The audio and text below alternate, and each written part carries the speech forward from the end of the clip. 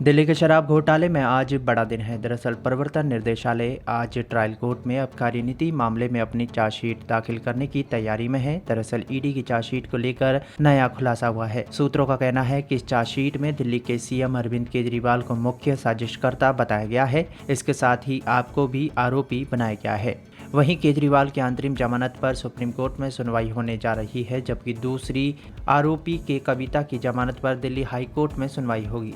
जानकारी के मुताबिक ईडी अपनी चार्जशीट में दिल्ली के सीएम अरविंद केजरीवाल के अलावा आम आदमी पार्टी को भी आरोपी बनाएगी। इतिहास में पहली बार भ्रष्टाचार के किसी मामले में किसी एजेंसी द्वारा दायर चार्जशीट में किसी राष्ट्रीय पार्टी को आरोपी बनाया जाएगा। सूत्रों का कहना है कि सुप्रीम कोर्ट की सुनवाई के बाद ईडी ट्रायल कोर्ट में चार्जशीट दाखिल करेगी। अगर सुनवाई दिन भर चलती रही तो फिर चार्जशीट शनिवार को दाखिल कर दी जाएगी। माना जा रहा है कि केजरीवाल की मुश्किलें बढ़ सकती हैं। ईडी की चार्जशीट में केजरीवाल के अलावा बीआरएस नेता के कविता और कुछ अन्य लोगों का नाम भी शामिल हो सकता है। जांच एजेंसी ने 21 मार्च को धन शोधन निवारण अधिनियम के तहत केजरीवाल को उनके आधिकारिक आवास से गिरफ्तार किया था, जबकि तेलंगाना के पूर्व मुख्यमंत्री के चंद्रशेखर राव की एमएलसी बेटी कविता को 15 मार्च को हैदराबाद से हिरासत में लिया था। 6 मई को ट्रायल कोर्ट ने के कविता की जमानत अर्जी को नामंजूर कर दिया था। सूत्रों ने बताया है कि दोनों नेताओं ने उनसे जुड़े कुछ लोगों और कंपनियों समेत आधा दर्जन संस्थाओं के खिलाफ चार्जशीट तैयार की है। एजेंसी इसे पीएमएलए अदालत में दायर करेगी।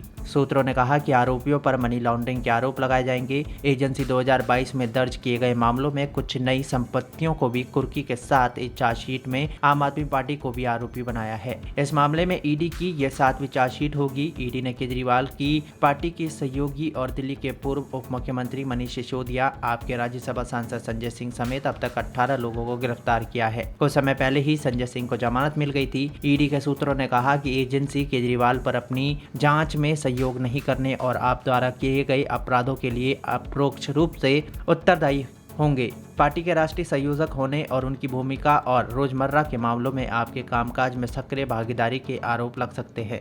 बता दें कि जांच एजेंसी अदालत में केजरीवाल के खिलाफ लगाए गए अपने पहले के आरोपों को भी दोहरा सकती है कि आपके राष्ट्रीय संयोजक और इसकी राष्ट्रीय कार्यकारिणी के सदस्य के रूप में केजरीवाल चुनाव खर्चों में इस्तेमाल किए जा रहे धन के लिए जिम्मेदार हैं। केजरीवाल को ईडी ने दिल्ली सरकार के मंत्रियों, आप नेताओं और अन्य व्यक्तियों की मिलीभगत से किए गए एक्सरसाइज पॉलिसी घोटाले का किंगपिन और मुख्य साजिशकर्ता बताया है। ईडी ने यह भी आरोप लगाया कि साउथ ग्रुप द्वारा दिए गए 100 करोड़ रुपए में से 45 करोड़ रुपए का इस्तेमाल आप द्वारा 2022 में गोवा विधानसभा चुनाव अभियान में किया गया था। साउथ ग्रुप शराब लॉबी में कथित तौर पर की कविता, टीडीपी ओंगल सीट से लोकसभा उम्मीदवार मंगूटा, श्री निवासुल्लू रेड्डी, उनके बेटे राघव रेड्डी और अन्य शामिल हैं। इससे पहले गुरुवार को ईडी ने सुप्रीम कोर्ट में अपना हल्फनामा दायर किया और केजरीवाल की अंतरिम जमानत का विरोध किया। ईडी ने कहा कि अगर केजरीवाल को जमानत दी गई है तो इससे गलत परंपरा शुरू हो जाएगी, जबकि अभी जेल से चुनाव लड़ने वाले नेताओं को भी जमानत की अनुमति नहीं दी जाती। ईडी ने शराब नीति और इससे जुड़े धन शोधन घोटाले में सुप्रीम कोर्ट में हल्फनामा दाखिल किया है। केजरीवाल की अंतरिम जमानत के सिलसिले में दाखिल हल्फनामे में ईडी ने कहा कि चुनाव के लिए प्रचार करने का अधिकार ना तो मौलिक अधिकार है, ना ही संवैधानिक अधिकार है और ना ही कानूनी अधिकार। किसी भी राजनेता को चुनाव लड़ने के लिए अंतरिम जमानत नहीं दी गई है, भले ही वो चुनाव लड़ने वाला उम्मीदवार क्यों ना हो। ऐसा आदेश देने से भविष्य के लिए एक नज़ीर कायम हो जाएगी।